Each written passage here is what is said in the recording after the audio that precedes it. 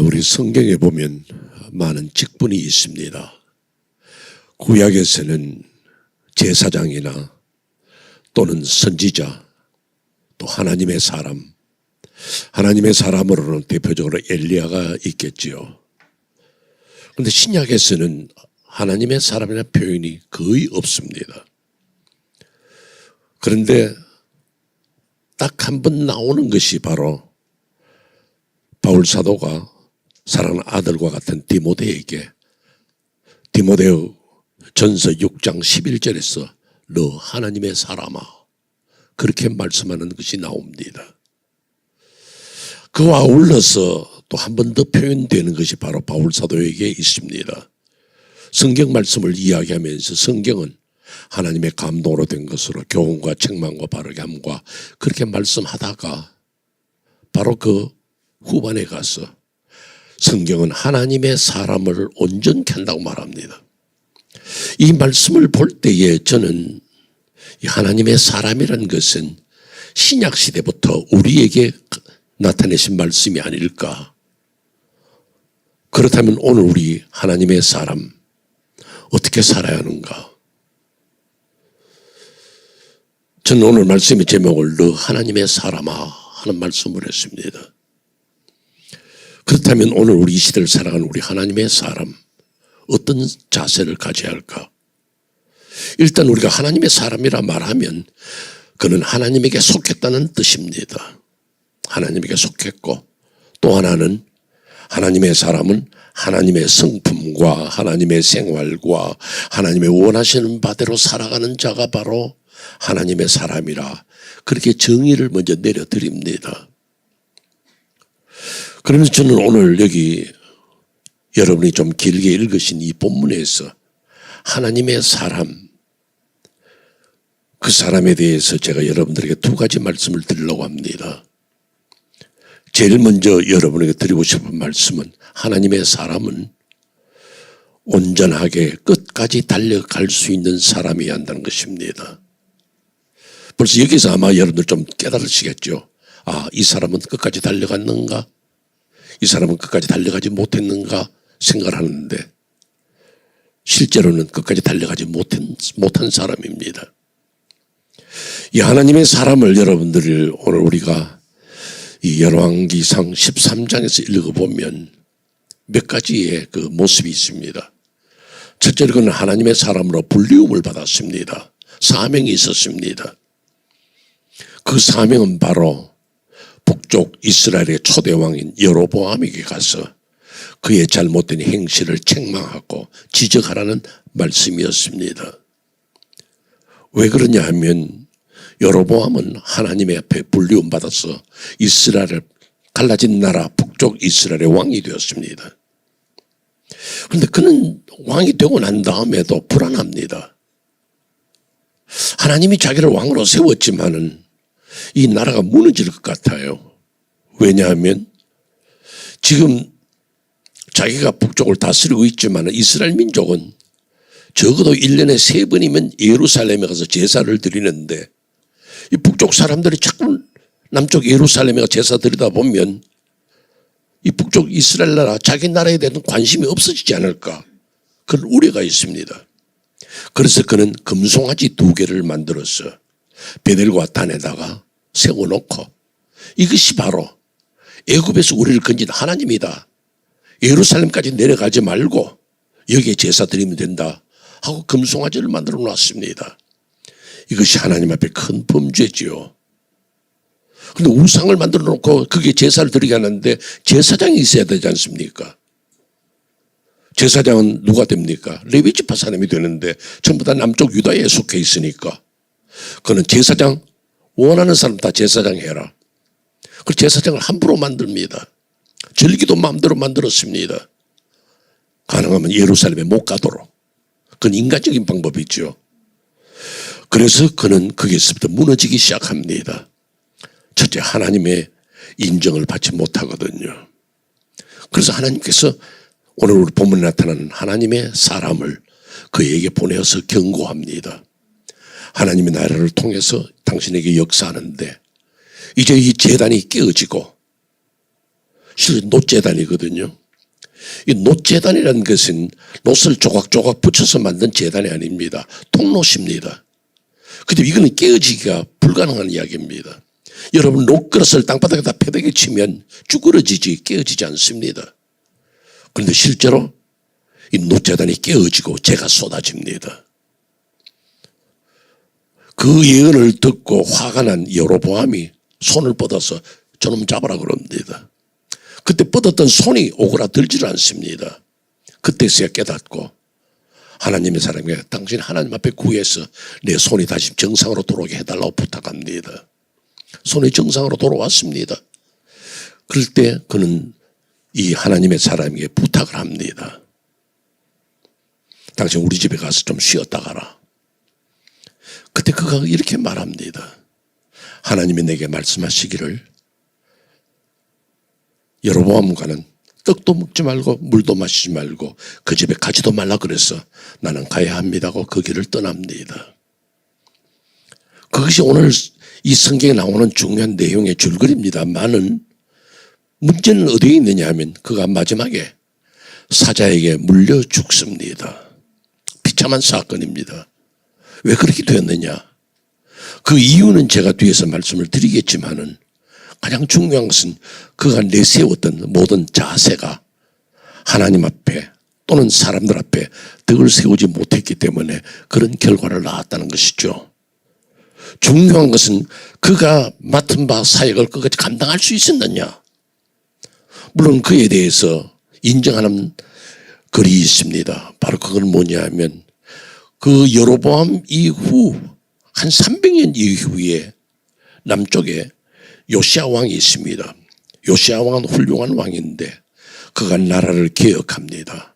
완전히 종교 개혁을 일으키는데 우상에 요소되는 것들을 다 없앴습니다. 그런데 한 비석과 묘가 있습니다. 저게 누구 거냐? 혹시 우상의 요소가 아닌가 싶어 물었을 때 그 하나님의 사람의 묘입니다 할 때 그냥 두라고 말합니다. 요시야 왕이 그렇게 인정을 해주는 그런 사람이었지만은 그의 생애를 볼 때에는 하나님의 사람으로 끝까지 달려가지 못했다는 슬픈 이야기입니다. 제가 조금 전에 말씀을 드린 것처럼 바울사도가 오늘 이 신약시대에 사는 성도들 오늘 우리를 보고 하나님의 사람이라 말한다면 여러분은 다 하나님의 사람으로 인정된 줄로 믿으시기를 바랍니다. 그러나 중요한 것은 너 하나님의 사람아 끝까지 달려가라는 것입니다. 끝까지 달려가라는 거죠. 많은 사람들이 꿈을 가지고 있고 달리기를 합니다. 생애에 달리기를 합니다. 그러나 끝까지 달려가지 못하는 사람 얼마나 많습니까? 운동 경기를 할 때도 출발이 문제가 아닙니다. 누가 마지막까지 달려가서 테이프를 끊느냐? 그것입니다. 많은 신앙인들 속에서 끝까지 달려가지 못하는 모습을 볼 때 슬픈 마음이 드는 겁니다. 미국의 34대 대통령이 트루만입니다. 트루만 대통령이 은퇴하고 자기의 고향인 미조리주의 인디펜던스에 머물 때입니다. 그의 기념 도서관이 있는데 그는 종종 그 도서관에 가서 그의 시간을 보냈습니다. 한 번은 도서관에 갔는데 초등학교 학생들이 선생님과 함께 왔습니다. 대통령인 줄 알고 인사를 하면서 아이들이 물었습니다. 대통령님도 우리만 할 때 인기가 있고 반장도 했지요? 그랬습니다. 아이들이 물을 수 있죠. 근데 대통령이 말했습니다. 정반대를 한다. 나는 안경이 없으면 글을 읽을 수도 없는 맹인과 같았고 나는 재주도 없고 운동도 잘 못하고 누가 소리만 크게 치면 부들부들 떠는 겁쟁이란다. 그러니까 아이들 물었습니다. 그럼 어떻게 대통령이 됐어요? 그랬습니다. 그때 트루만 대통령이 답했습니다. 나는 성경 말씀을 믿었단다. 하나님이 함께 하시면 놀라울 것이 없다. 그래서 나는 중단하거나 포기하지 않고 내 끝까지 재간은 없지만 끝까지 달려갔단다. 왜냐하면 하나님이 나의 등 뒤에 계시기 때문에. 여러분 하나님이 여러분의 등 뒤에 계신 줄로 믿으시기를 바랍니다. 여러분은 성경 말씀을 믿으시기를 바랍니다. 그렇다고 여러분이 다 대통령 되는 건 아닙니다. 그러나 여러분들 끝까지 달려갈 수 있는 힘이 바로 하나님에게 있는 줄로 믿으시기를 바랍니다. 그리고 끝까지 달려가시기를 바랍니다. 너 하나님의 사람아, 끝까지 달려가야 한다는 것이죠. 끝까지 달려가는 것. 그러면 두 번째 이야기를 드립니다. 왜 그는 실패했는가? 하나님의 사람으로 사역을 감당하다가 그는 실패해버렸습니다. 저는 이 본문을 보면서 하나 생각나는 게 있습니다. 바울 사도가 디모데 후서에 보면 이런 말씀을 합니다. 디모데 후서 4장에 가면 내가 나의 달려갈 길을 다 마치고 다 마쳤대요. 믿음을 지켰다고 말합니다. 그런데 그게 이런 말 불쑥 던집니다. 디모데후서 4장 17절에 보면 사자의 입에서 건짐을 받았다 말합니다. 그때 그는 바로 이 하나님의 사람을 떠올렸지 않았을까? 이 열왕기상 13장에 나타난 하나님의 사람은 사자에 물려 죽어서 실패했어. 그러나 나는 끝까지 믿음을 지키고 달려가서 사자의 입에서 건짐받고 내 사역을 끝낼 수 있었다고 하는 그런 대단한 호소가, 대단한 부르짖음이 그 속에 있었지 않았을까? 저는 그렇게 생각을 해보았습니다. 저는 오늘 이 본문에서 여러분들에게 많은 이유가 있으리라 생각합니다. 우리가 인생의 길에 있어 끝까지 달려가지 못하는 많은 이유가 있겠지만 저는 두 가지 오늘 이 본문에서 말씀을 드리려고 합니다. 하나는 바로 그의 교만입니다. 그가 여로보암 왕 앞에 서서 외치고 제단에 재가 쏟아지고 놋재단이 깨어지고 그 역사를 일으킬 때 또 손이 오그라드는 것을 하나님 앞에 기도해서 손이 정상으로 돌아가게 할 때 여로보암이 우리 집에 가자 말할 때 그는 이 말합니다. 하나님께서 내게 말씀하시기를 가서 떡도 먹지 말고 물도 마시지 말고 당신과 잊지도 말라 그래서 난 가야 합니다 그랬습니다. 하나님 말씀입니다. 그런데 그가 얼마나 그것을 떠벌렸으면 베델에 있는 모든 사람들이 알았고 마침 그 베델에 제사 드리는 걸 구경 왔던 베델에 있는 한 늙은 선지자의 아들이 그 이야기를 듣고 아버지가 앞에 이야기를 했고 아버지가 그를 넘어뜨리고 맙니다. 비참한 이야기입니다. 무엇이냐면 그가 자기 자신의 받았던 하나님의 말씀을 사람들에게 과시하고 떠벌린 것입니다. 그게 여로보암 왕에게만 아닙니다. 이 늙은 선지자에게도 말합니다. 하나님이 내게 말씀하시기를 떡도 먹지 말고 물도 마시지 말라고 그러고. 근데 그것이 말은 할 수는 있지만은 나타낼 수는 있지만은 문제가 없느냐. 내 마음속에 그것이 어떤 자세였느냐는 것입니다. 과시하고 하나님이 내게 이렇게 말씀한 나는 하나님의 사람이야. 나는 이렇게 여로보암하고도 떡도 안 먹고 그렇게 할 정도에 하나님 앞에 인정받는 사람이라고 자기를 내세울 때 그는 실패하기 시작했다는 것입니다. 오늘 우리 성도들에게서 신앙생활의 가장 무서운 죄가 무엇일까? 어디에서 가장 많이 넘어질까? 어쩌면 교만일런지도 모릅니다. 여러분 히스기야 왕을 보세요. 히스기야 왕은 정말 참 하나님의 사람이었죠. 그가 죽을 병이 들었을 때 그는 하나님 앞에 기도하였습니다. 그가 눈물로 하나님 앞에 매달리며 기도할 때 하나님 내가 내 눈물을 보았고 내 기도를 들었다 말씀합니다. 그러면서 그의 생애를 다시금 살아갈 수 있도록 이끌어 주십니다. 그럼 그게 얼마나 감사한 일입니까? 그런데 마침 바벨론의 왕이 히스기야 왕이 병고침을 받다는 소식을 듣고 문안 사절을 보냅니다. 문안 사절이 와서 보니까 히스기야의 병이 고친 걸 보고 축하했죠. 그런데 히스기야가 그때 그 온 사신들에게 자기 왕국에 있는 보물을 다 보여줍니다. 나는 이런 사람이라고 보여줄 때에 그때 이 보물에 눈이 휙 돌아갔던 바벨론 왕의 신하들이 돌아가서 왕에게 보고했고 왕은 그 보물에 대한 탐이 나는 마음으로 결국에는 유다 나라를 멸망시키는 화근이 된 겁니다. 오늘 여러분들 신앙생활하는 동안에 하나님이 내게만 주신 특별한 은혜가 있고 은사가 있습니다. 그러나 그것은 하나님이 내게 주신 은혜로 받고 감사해야지, 그것을 결코 내세우고 자랑하고 사람들에게 시기심과 질투심을 유발시키는 사건이 되어서는 안 된다는 것입니다. 조심해야 합니다. 하나님이 여러분에게 주신 물질적인 축복이 있습니다. 명예가 있습니다. 권력이 생겼습니다. 자랑할 만한 것이 많이 있지만 결코 그것이 나를 내세우고 나를 자랑하고 나를 하나님 앞에서라도 교만하게 행동하는 그런 모습은 갖추지 않아야 한다는 사실을 기억하시기를 바랍니다. 왜냐하면 그 교만이 오늘 우리를 넘어지게 한다는 사실입니다. 성경은 뭐라고 말합니까? 여호와께서는 교만한 자를 물리치시고 겸손한 자에게 은혜를 베푸시다고 합니다. 여러분의 가슴 속에 그저 입이 달싹달싹 할 정도로 자랑하고 싶은 것이 많을지라도 언제나 겸손한 위치에 서서 이것은 하나님이 주신 은혜지요, 이것은 하나님이 주신 축복이지요, 그렇게 자기 자신을 낮출 수 있는 그런 귀한 성도의 모습을 가지게 되시기를 바랍니다.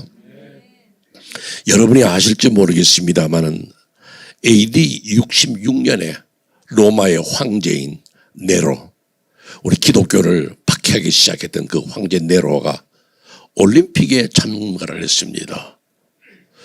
그때 올림픽의 종목은 지금과 같지는 않았습니다. 그때 올림픽 종목은 시 낭송이 있습니다. 시를 하나 지어서 쫙 하도록.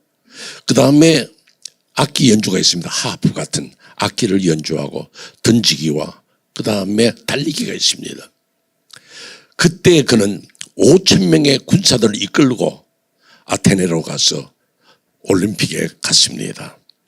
선수 입장할 때 그런 말이 있습니다. 선수 입장할 때 자기 부대 군사들도 같이 입장을 시켰다고 할 정도로 위용을 나타냈습니다. 경기가 시작됐습니다. 신앙송 1등 했습니다. 시야 잘 됐든 못 됐든 심판이 볼 때에는 저 군사 5,000명에게 죽기보다는 1등 주는 게 낫다 생각하고 1등. 악기 연주 잘했든 못했든 상관없습니다. 1등. 창 던지기 했습니다. 옳게 못 던졌을는지 몰라도 모두가 다 그 뒤로 던졌습니다. 1등. 달리기 했습니다. 아무리 잘 달리는 선수라도 네로 황제 앞에서 달릴 수는 없었습니다. 1등. 마지막 5번째 경기가 뭐냐면 4마리의 말이 끄는 마차 경기입니다. 여러분 영화 배너에서 보신 그런 경기입니다.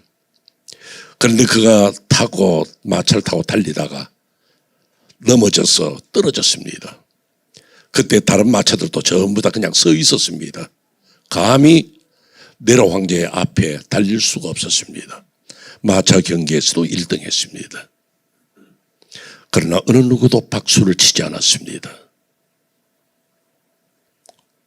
오늘 우리가 군사를 내세우고 자기 자랑을 할 수 있고 많은 사람들이 자기들의 모습을 대단하다고 내세울 수 있을는지는 몰라도 우리가 박수를 받을 수 있는 만큼 인정받을 수 있는 사람이 되어야 하고, 사람에게서 인정보다도 더 중요한 것은 하나님에게서 인정받을 수 있는 그리스도인이 되어야 될 줄로 믿습니다. 그게 하나님의 사람입니다. 이미 하나님의 말씀을 생각하면서 이 본문 속에서 여러분들 스스로를 나는 하나님의 사람이다, 난 하나님의 사람이다 그렇게 생각하신다면 너 하나님의 사람아, 결코 교만하지 말고 겸손한 하나님의 사람으로 살아가시기를 주의 이름으로 축원합니다. 두 번째, 그가 실패한 이유가 뭐냐?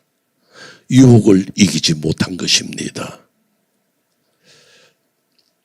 그가 여로보암 왕에게 떡도 먹지 말고 물도 마시지 말란 그런 말을 퍼뜨렸을 때에 베델에 한 늙은 선지자가 있는데 그의 아들이 그 여로보암이 제사 드리는 거기 와서 말했다는 것을 듣고 아버지에게 이야기를 합니다.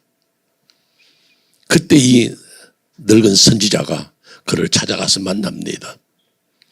그는 참으로 나쁜 선지자입니다.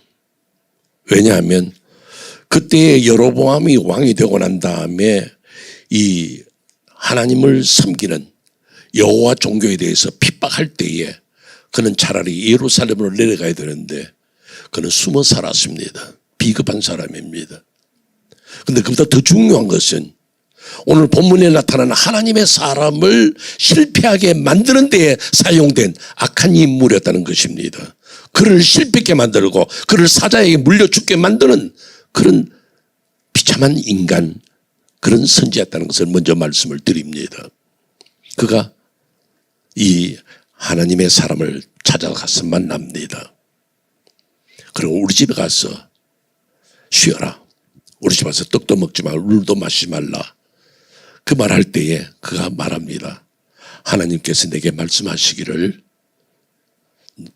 어느 집에 가서라도 떡도 먹지 말고 물도 마시지 말라 하더라. 그러니까 이 늙은 선지자가 말합니다. 나도 선지자야. 그런데 거짓말을 하죠. 천사가 내게 나타나서 하나님의 말씀이 오늘 떡도 먹지 말고 물도 마시지 말라는 그 사람을 당신 내 집으로 모셔서 대집에서 보내라고 그랬다. 그 말에 유혹을 받습니다. 그럼 그 집에 가서 떡도 먹고 물도 마시다가 그는 실패하고 집으로 돌아가다가 사자에게 물려 죽습니다. 저는 이 본문을 생각하면서 많은 아픔을 가집니다. 왜냐하면 이 하나님의 사람은 그에게 나타난 선지자, 나도 선지자야.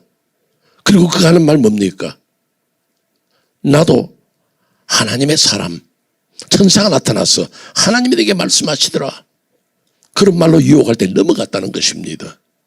이미 한번 하나님에게서 말씀을 들었습니다. 너는 떡도 먹지 말고 물도 마시지 말라 그러면 그의 삶 끝까지 집으로 갈 때까지 그렇게 그 자세를 갖춰야 되는데 그런 자세를 갖추지 못했습니다. 왜요? 누가 나를 꾀이기 때문에, 선지자라 그러기 때문에, 천사가 말하더라 그러기 때문에. 오늘 이 시대를 살아가는 신앙인들도 이런 유혹을 얼마나 많이 받는지 모릅니다. 목사로서 참 부끄러운 마음입니다만 정말로 비정상적인 목사, 잘못된 신학을 가진 사람, 신학자나 성경 해석자나 그런 분들이 오늘 성도들을 얼마나 유혹하고 넘어지게 만드는지 모릅니다. 여러분 교회 생활하는 가다가 여러분이 신앙적으로 흔들림이 얼마나 많을지 모릅니다. 정말 이것이 맞을까? 이것이 틀릴까? 정말 이것이 온전한 신학적인 해석인가? 이것이 성경에 된 바른 해석인가? 여러분 거기서 흔들리다가 실패한단 말이에요. 여러분에게 팁을 하나 드리죠. 혹시 여러분들이 어떤 문제 앞에 딱 서거든요. 나는 이걸 어떻게 해석할까 하거든. 내가 지금까지 믿고 따라온 담임 목사님에게 물으세요. 그것이 답입니다. 왜냐하면 여러분들이 이 교회에서 신앙생활하는 동안에는 여러분에게 답을 해줄 리는 이강호 목사님이에요. 저도 아니에요. 이강호 목사님 묻고 이강호 목사님의 신앙적인 지침을 따라서 가는 거거든요. 이 하나님의 사람은 바로 자기를 선자라 말하고 자기가 하나님의 계시를 받았다고 말하는 이 사람에 의해서 실패했습니다. 오늘 그런 신앙적인 실패만 아닙니다. 오늘 우리가 살아가는 동안에도 많은 유혹이 우리에게 있습니다. 물질 때문에 신앙을 버릴 수도 있습니다. 물질적인 유혹입니다. 재산이나 명예나 권세나 이 세상의 것들이 우리를 넘어지게 합니다. 때로는 이성의 문제로 인해서 실패하는 경우도 있습니다.